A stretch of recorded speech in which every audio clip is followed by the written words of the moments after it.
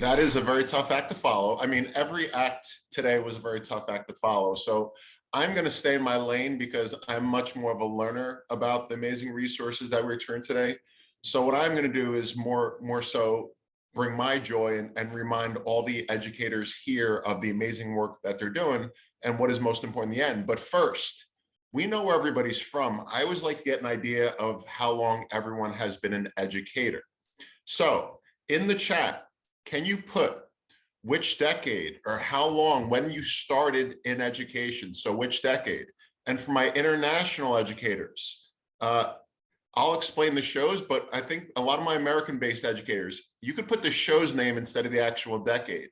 But starting from the 1970s, if you've been in education since the 70s, we have a little welcome back, Cotter. The 80s. Can anyone tell me what show I'm referencing here from the 80s? Oh, we have it. Fast Times at Ridgemont High. I'm sorry, the film Fast Times at Ridgemont High.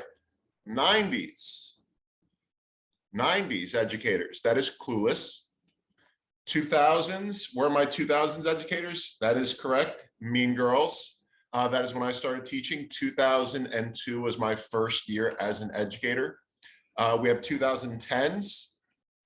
My Glee fans, a lot of Mean Girl teachers started here during the Mean Girl era. And then 2020s, one of the most popular shows.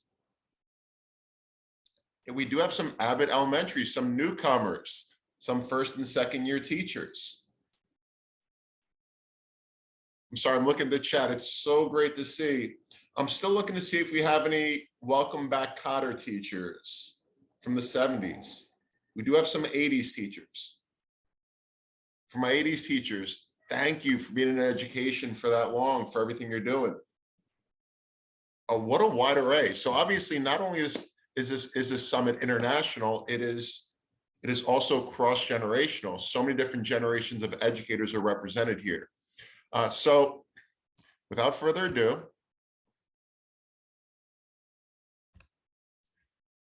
my goal today, you've gotten so much great content. You've had so many great resources, so many great tools. I know because I've learned so much, so many things I'm gonna take back with me in my classroom, which is why I'm not gonna even go down that road because I'm not an expert by any means nearly compared to the presenters you had. So what I wanna do is do what I think I do best and just remind all of you of the amazing work you are doing. And just to remind you at the end with all these great resources, all these great tools, what truly matters the most at the end of the school day, and just to kind of refill your cup. Because like Gina said, and Charles said, it's been a tough year. It's been a tough few years. Actually, every year as an educator is a tough year, but the past few years, whether you teach in the United States or whether you teach in Europe or Africa or the Caribbean, it's been a tough few years. So why am I here? I'm not here to lecture you for an hour about why you shouldn't lecture your students. I'm not here because I'm the best and most creative teacher in America. I'm not. I'm not even the most creative presenter we've had here. I'm just here to reflect on these past few years and just to remind you why you became an educator and to remind you of all the amazing work you're doing. So I am here to refill your cup and just to remind you of the amazing person and the amazing work you are doing. I'm also here to tell you how a single teacher, my kindergarten teacher, Mrs. Martino, so for all my kindergarten teachers out there, and how one single post-it note, just one little post-it note, changed my entire life as a teacher. So one teacher and one post-it note are the epitome and have defined me as an educator. My resume. I'm in my 19th year, though it feels like my first because of all the changes, as a high school history and culture studies teacher in New Jersey. For those of you that do follow me on social media, know I'm a very outspoken advocate for educators and education in general. I was named Upstanding of the Year by the Human Rights Campaign, as well as Teacher of the Year by both the American Conference on Diversity and the Foundation for Gender Equality for different experiments and social experiments and activities I've done with my students. Now for my real resume. As a child, my Italian and very Catholic grandmother used to hit me with a wooden spoon for being left-handed. Something that used to affect me a lot, but my kindergarten teacher used to read books to me about all the amazing left-handed people in the world, and helped combat that little bit of trauma I dealt with. When I was in elementary school, I was rejected by every single girl I had a crush on. I got over it. When I was 12, everybody used to call me Eddie Munster and Dumbo because of my ears, to the point I used to super glue them from my head to my head. If you're laughing at home, that is fine. I'm completely over it now. But at the time, it was one of the most traumatic things. When I was a senior, my prom date dumped me a week before prom to take a college guy. Obviously, at the time, that was another traumatic experience, which I got through. During high school, I battled with anxiety and depression. But thanks to all my teachers, my administrators, even my school lunch lady March, I got through it. It takes an entire school to educate a child, and every one of us plays such an important role. And I love my mom dearly, but she's only been wrong about one thing in our entire life. That was never a good haircut. My mom never knew how to give a good haircut. That's what she subjected me to. I can laugh about it now, but she's only been wrong that one time. So today, we're going to be focusing on very simple things. Why we became teachers, why we chose to go in this profession. I do want to focus on why students go to school. And I also want to focus on how student support and behavior can be such a powerful thing, and how we could utilize, especially student misbehavior. But first, obviously everything here was very positive, but I do want to reflect on the last few years as educators, which have been a very interesting time. I think what people think it's like to be a teacher and what it is to be a teacher is very different. But I think this kind of sums it up very quickly on what people think it's like to be a teacher, but what it's really like to be a teacher. I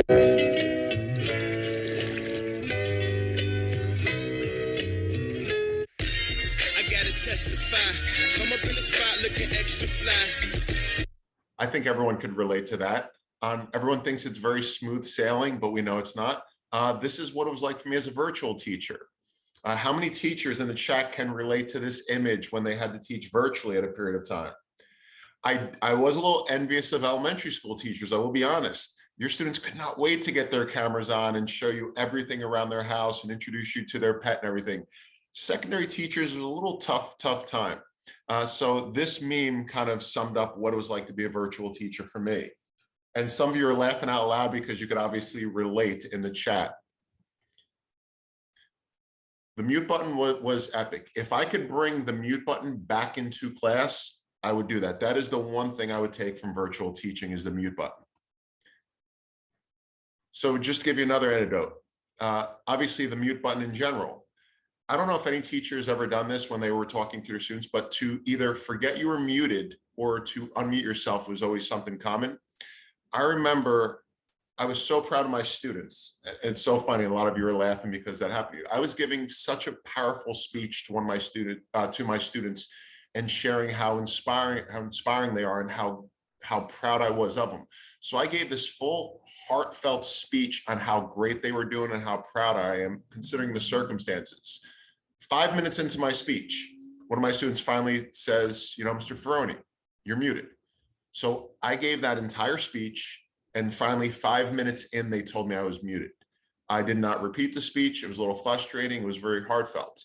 But an elementary school teacher, I was curious on how quickly it would take an elementary school teacher students to tell them or tell her that she was muted.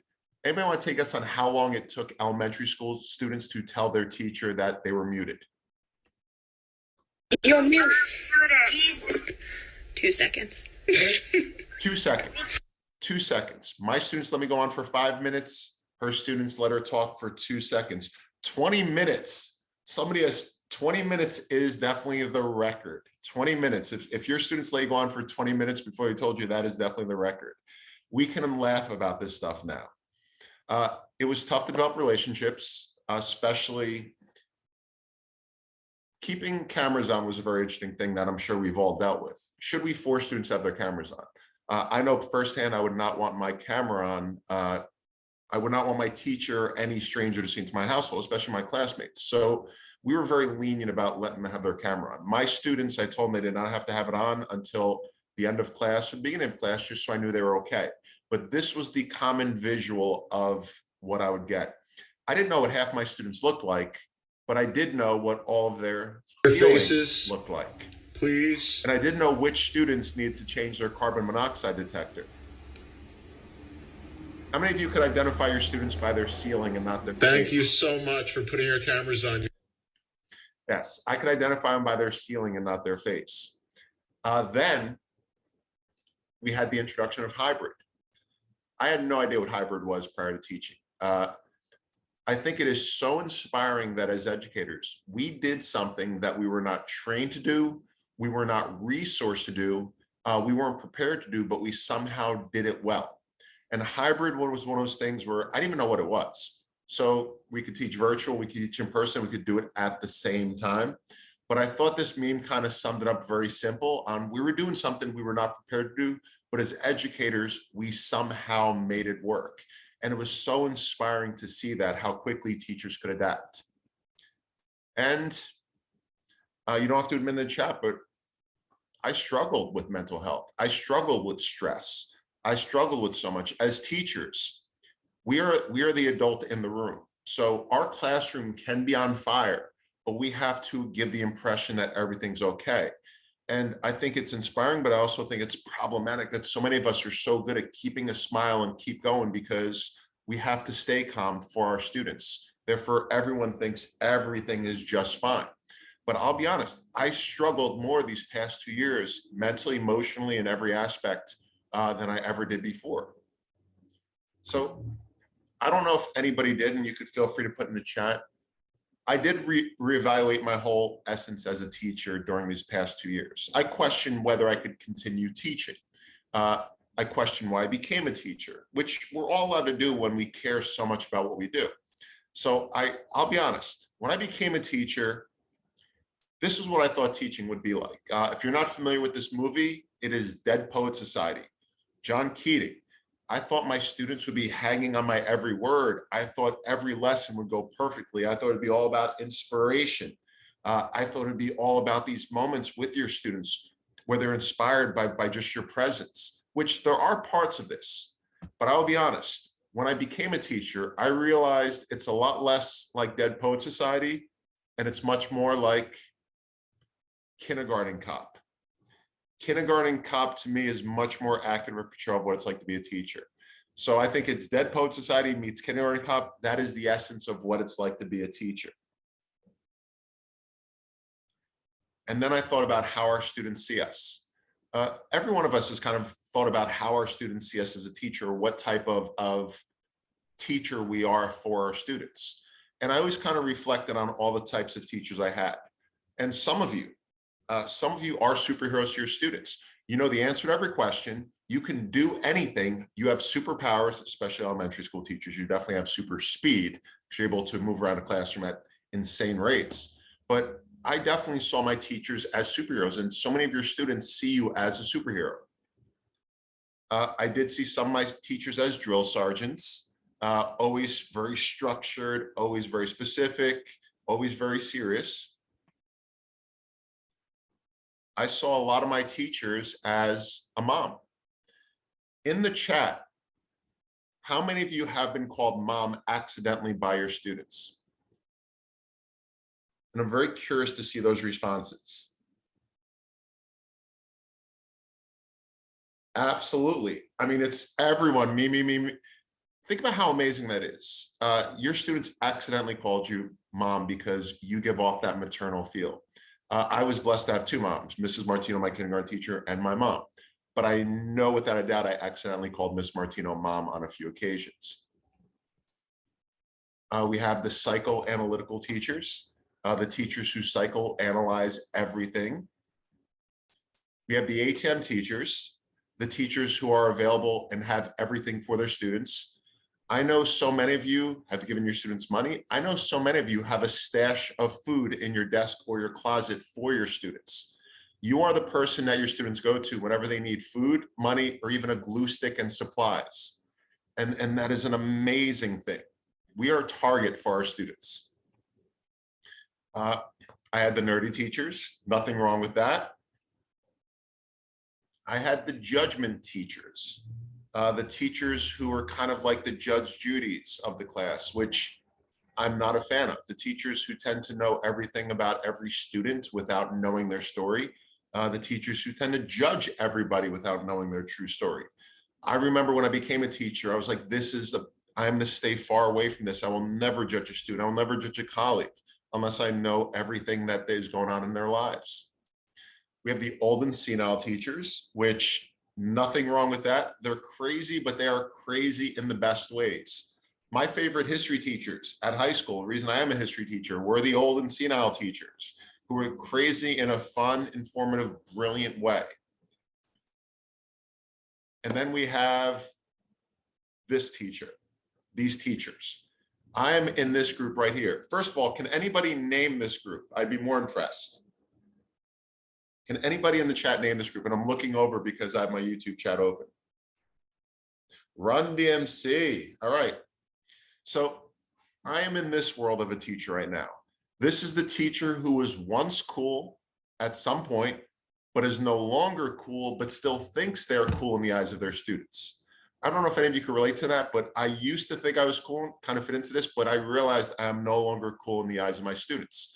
My moment, and I think as educators, we always have that moment where we realize we are not as cool or as hip as we thought we were, was when my students no longer got my Saved by the Bell references. If you are not familiar with Saved by the Bell, it is a show about teen society that came out in the 90s. It was an iconic show. Once my students stopped getting the references from Saved by the Bell, that's when I realized that I'm no longer that cool teacher. And every one of us has those moments as you're all laughing. Oh, Simpsons. We still watch The Simpsons in my class. So I have a poster of The Simpsons. So they still get those references. But once they stop getting your references, your music, your pop culture references, then we know we are at that point of crossing over to the uncool world. But looking back and thinking of all the amazing educators that you had throughout your life, what made them so memorable? I can promise you it probably wasn't a lot of lessons, but it was how they made you feel. And that is why for me, every time I think of amazing teachers, I always come back to Mrs. Martino, my elementary school teacher. She is to me the definition, the epitome of what it is to be a teacher. And during the pandemic and during everything, the virtual, the hybrid, everything we went through globally as educators, I started to wonder why students come to school. Obviously, the one quote I always come back to, students who are loved at home come to school to learn, and students who aren't come to school to be loved. And I was loved at home, but I still came to school for that affirmation. Obviously, we know the generic answer, which most non-educators think, is students come to school to learn. That is it. We know that is so much more. We know schools are so much more than just places to learn for students. They're sanctuary. They're places of comfort and empowerment. But I did question a lot of why students go to school, especially during the virtual aspect of the past few years. Students come to school for various reasons, especially our most challenging students. Let's be honest. We all have certain students who we struggle with, who battle us on a regular basis. Those are the students who may not do any work, but they will have 100% attendance. They never miss a day of school. And the fact they never miss a day of school says a lot. And if they do miss a day of school, we worry about them why they're not in school. But we always have those students who obviously give us difficulty and stress us on a regular basis, who we love but battle us. And they don't do their work, but they're there every single day. And I'm going to come back to a student like that in a moment. Why most people think students go to school. Bloom's taxonomy. This is what we're taught as educators. This is what we build our lesson plans around. This is what most people do. The fact people think teachers just teach, to me, is such a fallacy and such absurdity, because we all know as educators, Bloom's taxonomy, this aspect of our job, is irrelevant if we don't meet Maslow's hierarchy of needs. I don't care if you are the best teacher in the world, if your lessons are incredibly engaging. We know that if we have students who are hungry, anxious, depressed, overwhelmed, or have certain disabilities or certain learning disabilities, that none of it matters if we don't meet these needs first. Learning will not take place unless we meet Maslow's hierarchy of needs. And as educators, we know that. I don't think society is as aware of that as we are. I did, however, update this for the 21st century. Here's the 2022 version of Maslow's hierarchy of needs. Cell phone, laptop, and battery life, and Wi-Fi are on the bottom. I have students who would prefer to charge their phones than to eat lunch. They will sit in the hallways plugging in their phones rather than eat lunch. So I think Wi-Fi and cell phone life, a lot of you are laughing because you know it's true. To me, it's so funny, but I feel like that's kind of under physiological needs now. Battery life and Wi-Fi definitely take precedent over nourishment and safety to a certain extent. During the whole pandemic, we realized how much time we spend with our students and how tough it is to develop relationships. I struggled getting to know my students virtually, and we don't realize how difficult it is, but we spend 1,000 hours with our students on a typical school year, some more than others. And it doesn't mean parents are negligent or out of their lives. My dad, I mean, to be honest, my dad was a brick mason, old school Italian guy. I saw him for an hour in the morning and maybe an hour or two for dinner at night. I spent more time with my teachers, my coaches, than I did my father. Doesn't mean he was a bad father. He did what he had to do for his children. And so many of us as educators, we don't replace parents and guardians, but we do fill that vacancy, or we do fill that role when there is a vacancy. I think most of us realize how important empathy is over the past few years. Some of the struggles that our students were dealing with, some of the struggles that our colleagues were dealing with. I think empathy became the foundation of education over the last 2 years, as it should be, because to me, empathy is everything. As an educator, we have to empathize with our students and their families. It is the foundation of making those relationships. It is the foundation of meeting students where they are. So I feel like empathy is one of the most underrated qualities that an educator can have, but we all do it on a regular basis. I've also learned to never take things personally as an educator. We're all emotional beings. We are all product of our circumstances. And I never judge my students or take things personally because we often don't know the story. There have been so many times, and I'm sure so many of you can relate, where I've had students say things that were inappropriate or act out in inappropriate ways. And then as a teacher, we can react two ways. We could take it personally and see it as disrespect and worry about disciplining or providing punitive response to that behavior, or we could talk to that student and find out deeper what is going on. As a high school teacher, I've had so many situations where I have students who were angry, upset, and even aggressive. And then I pull them aside, give them time to calm down, and then find out of what they're going through at home or what they're dealing with outside. And it has nothing to do with me. And I think as educators, we are so inclined sometimes to take things personally. And it's something that I still tell myself. It is never about me. A student's behavior it can be sometimes, but it is rarely about me. And always trying to find out the reason behind the behavior. And as so many presenters will say, there's always a reason behind the behavior. And I think once we find out that reason, it is often, not only is it heartbreaking, but it helps us understand and help try to alter that behavior or help that student. One of the things I think we don't realize we do enough is inner voice and focusing on behavior issues. Students have interesting inner voices. I'll give you an example of virtual teaching that changed myself as an educator. Obviously, everything's done through Google Classroom, and my interactions were through Google Classroom. So I rarely had a time during virtual learning to actually see my students. So I would always put comments. I would also leave voice notes in Google Classroom so they could hear my voice. But I just remember nonchalantly one of my students who had virtual school, who I never met, I didn't even see their face because they never put on the camera, turned in an assignment, and it was so profound, and she created such an important perspective on a historical topic we were discussing. And I remember I just replied in the chat, "That is so profound. I'm so impressed. What an incredible way to think of that." Didn't think anything of it. Over the next few weeks, I noticed that she started to unmute herself and talk during class. Nothing is more lonely than virtual teaching when you ask a question, everyone stays mute, and then you answer your own question because nobody wants to unmute themselves. So she started to unmute herself, which I was kind of blown away by. We had our little summative meetings at the end, and I just remember telling her, a few months have passed, and I just remember telling her, "I'm so proud of you because you're unmuting yourself. I'm so proud of your engagement. You're sharing your opinion. You've come so far in the past 3 months." And then she just said very simply, it was because what you said about my comments, that you made me feel like my words matter and my thoughts matter. I forgot about the comment. And I remember going back and looking in Google Chat, and she was like, yeah, I was like, yeah, I did leave a comment.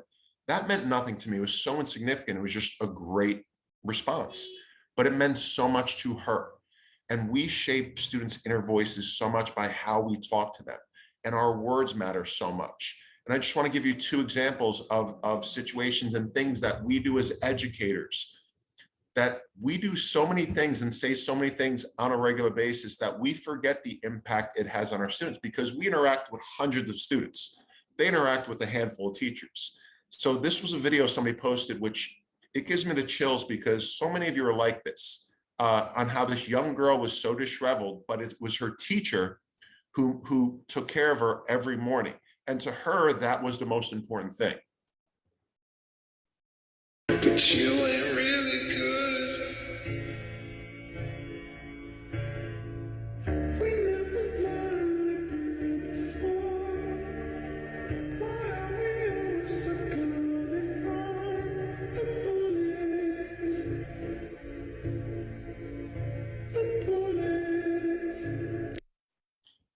And it's so interesting because after seeing this video, it made me reflect. And I remember I had a first grade teacher who used to comb one of my classmates' hair every single morning.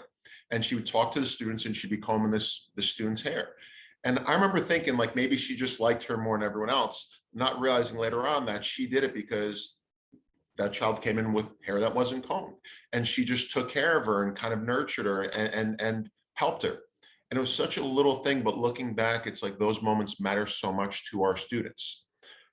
How we talk to our students is so important. Anytime I meet a celebrity or any successful person, I always ask if they had a teacher who changed their lives. And 99.9% of times they say yes.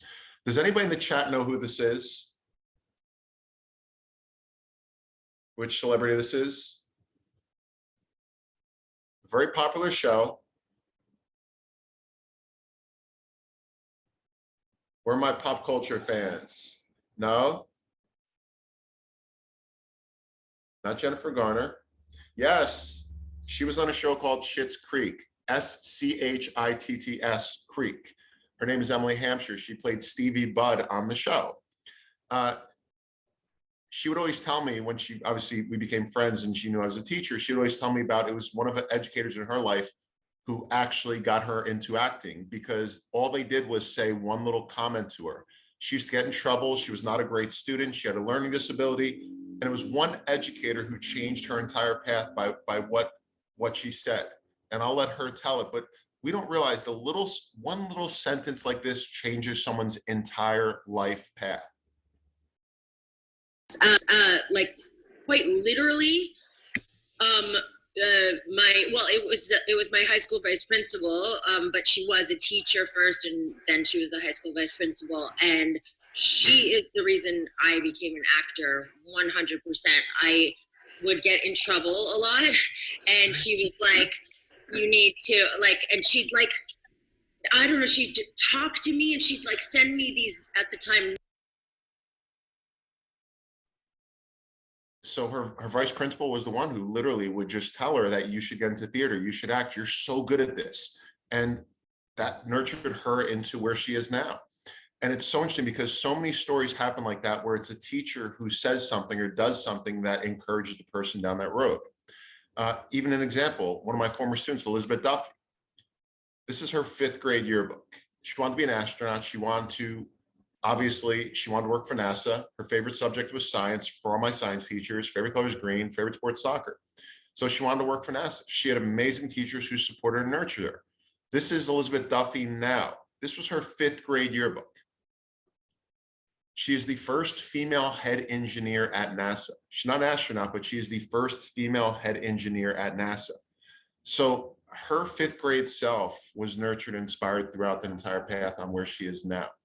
And I guarantee you, every educator watching this has students who are going to go down their fields because of what you said, or how you inspired them, or how you supported them and support their talents. Celebrating their misbehavior is something that I love to do as an educator. It's so funny as educators, what we consider traditional misbehavior could be a student's greatest asset. So many students speak through their creativity and their behavior, not their words. One of my favorite stories is Anthony Mackie. For those of every one of you probably knows who Anthony Mackie is. You may not know him by name. Anthony Mackie is, well, Falcon, AKA the new Captain America. So he is a Marvel Avenger. He is a superhero. What many people don't know about Anthony Mackie is he is only a Marvel superhero. He is only an Avenger. He's only the new Captain America because his third grade teacher encouraged his family to put him into local drama. When he was acting out in class, when he was disruptive, all the options fly. Do we medicate him? Do we do this? What do we do? Do we punish him? No, it was his third grade teacher who said, let's take this skill and put it in something constructive like the drama program. He is an Avenger. He is an actor. He is an amazing actor because it was his third grade teacher who pushed him down that road, who gave him those words of encouragement, who took something that's a misbehavior and put it into something positive. For me, one of my favorite turning a misbehavior into something positive is Paulina. So I had a student, Paulina. She loved to doodle during class. She'd always sketch. She would sketch pictures on the notebook, draw random things. She wouldn't do any of the work for history class. I had her for US history, but she would always doodle. So one day after class, I just kept her after, and she didn't talk at all. She kept to herself. And I just said, you like to draw. And she nodded. And I was like, here's what we're going to do. From now on, instead of defining any key terms, I just want you to draw them. And she kind of looked at me. I said, draw them however you want. Pick a few of them and just draw them and sketch them. You're so good at what you do. You're so talented, but I just want you to sketch the definitions instead of defining them. Little did she know, this probably took a lot more time than defining key terms, but this is what she wanted to do. So this was the first assignment she turned in. This is how she did her definitions from that point on. Fast forward a little while. On social media, there's a company called Sock Problems, and they were calling for amateur artists to submit a design to end gun violence. So I kept calling after class and I said, here's the deal. You're not gonna do any work for the rest of the week. I want you to submit a design. I'll pay the admission fee and you're gonna submit a design for this company. All I did is give her the opportunity. And I was like, just come up with something, we'll submit it, and that's it. And you don't have to do any of my work. I just wanted to focus on this. This was her design that she came up with. It's a child reaching for a book or a gun, and the blocks read out enough. Obviously, I was blown away. I couldn't think of a more incredible, brilliant, simple design. When she turned this in, it was just, I would have never thought of that idea or that concept in a million years, but that's what she turned in. A few months passed, we don't hear anything back. So I just prepared her. I said, they're foolish for not picking your design. It was incredible, but at the same time, I'm so proud you did it. Lo and behold, I got an email. They did pick her design. And as a sophomore, this amazing young lady who was technically failing my class because she wasn't doing work has a sock design as a sophomore. And this is the final image right now of the socks they actually sent. So Paulina now is excelling in art school. She said 2 words to me the entire school year: thank you. And again, I didn't do anything. All I did is see what she loved, see what she was good at, and tried to find a way to not only incorporate into my class, but help her down that road and give her an opportunity for it. So now I want to jump back to Mrs. Martino. I want to fill your cups because as teachers, we rarely do get the appreciation we deserve. And at the same time, we are doing amazing work. But I just want to remind you, because I feel like so many of you can relate to this story. So Mrs. Martino is my kindergarten teacher. Whenever I do any press or I'm on the news about anything advocating for teachers or doing campaigns, I'll always talk about Mrs. Martino. And I always talk about all the amazing teachers I had. And I will always tell this one story about how Mrs. Martino, when I was having a very rough day because my very Catholic Italian grandmother used to hit me for being left-handed, and I came to school and I was very upset, and she noticed that. And when she realized that I was upset, she would always just find ways to take care of me and nurture me while at the same time monitoring 25 other children, which I still don't know how elementary school teachers do. But I always tell a story on how one day in particular, she whispered in my ear and she said, I want you to go take your favorite toy from the toy box and you get to keep it. So as a kindergarten kid, as a child, your teacher telling you can keep your favorite toys, pretty epic in your life. It's probably one of the best days of your life. So I remember going over to the toy box, grabbing the He-Man action figure, coming back to her, and she said, just go put it in your book bag. And I remember telling the story and how this is a moment I remember with this teacher who just saw a child who was struggling and did something very insignificant, but meant everything to me. And I'll always share this story on the news and share how an amazing teacher she was, how supportive she was, and how she made every child feel like we were going to be the president of the United States and just change the world. So every time I tell a story, I'll always email Mrs. Martino. We were friends on Facebook, so I'd always send her the link to the news story.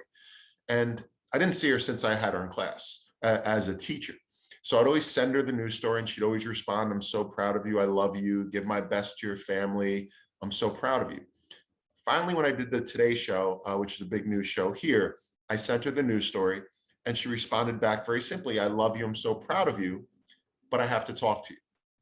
I don't know much, but I could honestly say in the history of any relationship, when anybody says that they have to talk to you, it's usually never good.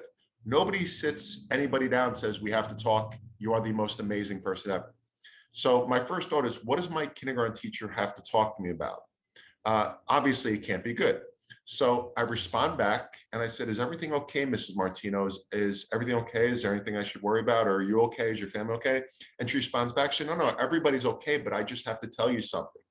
And my first thought again is, what does my kindergarten teacher have to tell me? I am the person I am because of this woman. She filled me with empowerment. She inspired me, she nurtured me. I was the confident person because of this person in my life. So I was curious what she had to tell me. Was she going to tell me that I turned out better than she thought? Is she going to tell me that I shocked her for how well I turned out and all the amazing things I'm doing? Was she going to tell me that I wasn't so smart and I definitely completely threw her off and she's so impressed by how well I'm doing now? As she's typing on Facebook, you could see when somebody's typing. My heart, I love how you guys are commenting, laughing out loud. My heart is beating 100 miles an hour as my kindergarten teacher, who I haven't seen in 30 years, is typing a message. So as she's typing, my heart's beating. I'm wondering what's going to happen and what she's going to say. So finally, the message comes through and she says, Nicholas, I am so proud of you. I love you so much. You're doing such amazing things, but I have to be honest. I wasn't your kindergarten teacher. I was your preschool teacher. And it wasn't a He-Man action figure. It was a Fonzie doll. Now, if you're from another country, you don't know who Fonzie is. Fonzie was on a show called Happy Days. Happy Days. So first thing I did was text my mom and I said, Mom, do you remember the toy that Mrs. Martino let me keep? And she said, what, that weird little Fonzie figure? So needless to say, 30 years later, thousands of students have come across this woman's life. She remembered the moment, the toy, and the grade that I was in her classroom. So I thought after 30 years, and after she said that, the only logical response I could do was to go see her. After 30 years, which brings me to another point, elementary school teachers, you're the most patient people on the planet because you have to wait 20 or 30 years to find out if you did a good job or not. High school teachers and secondary teachers, we get a little more immediate gratification.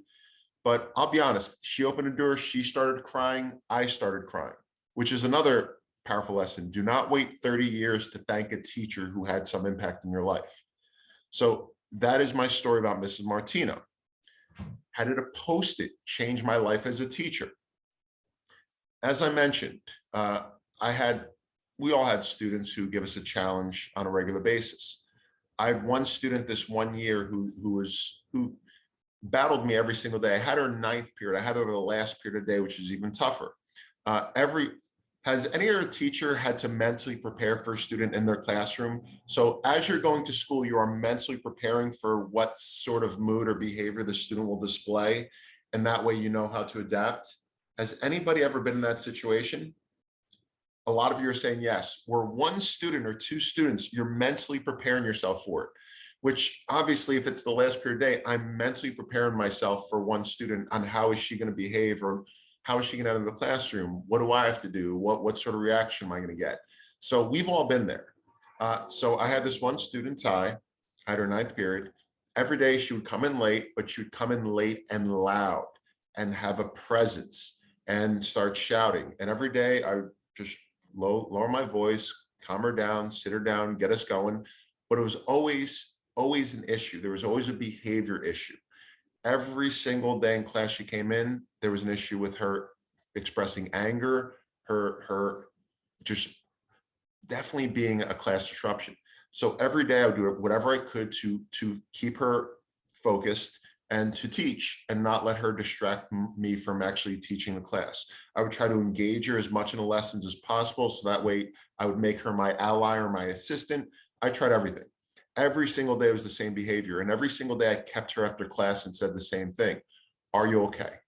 What's going on? How can I help you? This is not right. Something's wrong and I want to help you. I'm here for you. Every single day I would say that same message, and every single day she'd be like, leave me alone. I don't care. Nobody cares. And she'd walk out of class. So every single day I would give her the same message. I'd keep her after class, separated from everyone else, and be like, I'm worried about you. What can we do to help you? How can I help you? I want to see you succeed. We have to do something. This is not normal. We have to do something, but what can I do to help? And every single day, stop caring, leave me alone. Nobody cares. Just leave me alone, and walk out. And I'd say the same thing. Once I stop talking to you, Ty, that means I don't care anymore and I'm giving up, but I'm not there yet. So 170 days of talking to a student. And every single day in my mind, I'm like, this is the last day, I'm done. But the next day, then I do the same thing. And then I have the same conversation. Last day of school, none of my seniors are there. I walk into my 9th period class thinking it's going to be empty. Of course, one student shows up on the last day, and it's Ty. So as I walk in, I look around, it's empty. She's just sitting in the middle group by herself, and she's smiling, which makes me a little nervous. Like, why is she here early and why is she smiling? I'm like, so I'm a little taken back. I'm like, hey, what's going on? And she's like, no, I came to school, I'd get my transcripts. And so it was a whole different energy. I sat down, we talked, and she asked me what I was doing over the summer. I talked to her about next year. She was telling me about how she was going to community college and then vocational school.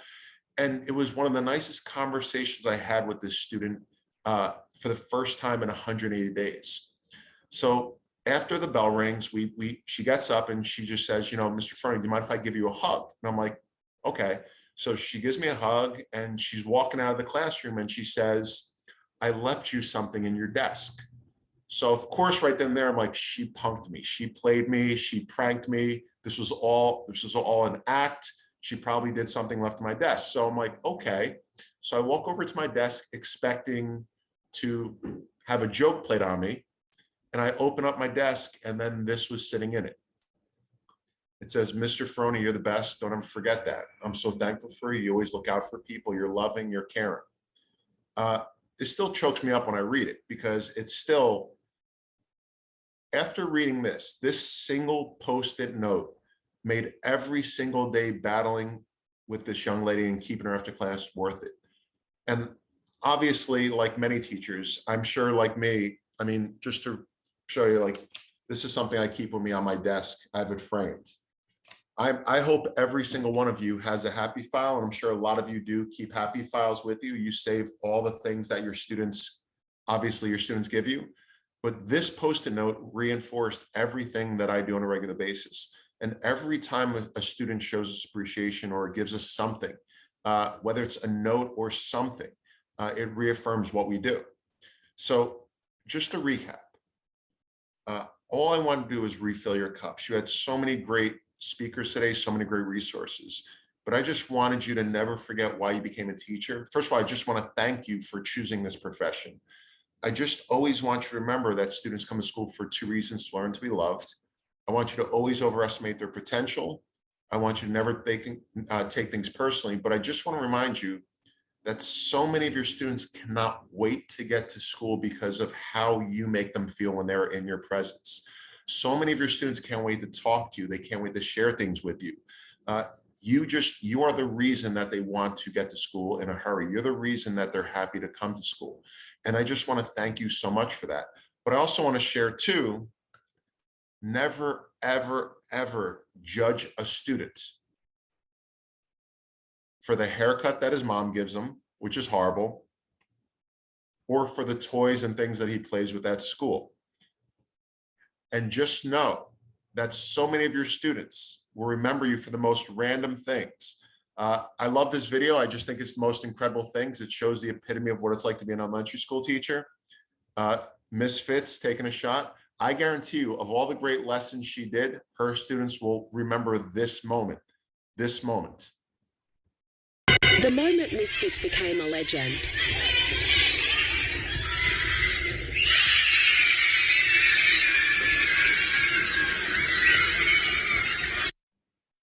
If you've never seen that video, I can honestly say, elementary school students, I guarantee you they would have cheered just as loud if she missed it. High school students, I don't know if they would have cheered as loud, but I guarantee you they would have cheered as loud if she missed it. But that's what they're going to remember, the most random things that we say and do for our students. Thank you so much for your time, for everything that you do, for sitting here with me and with us all day. I appreciate you so much. If you ever need anything, you could follow me on social media at Nicholas Ferroni, or you can email me with any questions or concerns or anything you want to share. I'm here to celebrate all the amazing work that you do and to just help any way I possibly can. I also want to share, Hannah and I will be continuing to host live Kahoot games that you can play throughout the summer. So feel free to join us and play along. You don't have to be in school to play Kahoot, and we're going to play some fun games throughout. So thank you so much for everything you do, and I'm always here to help you.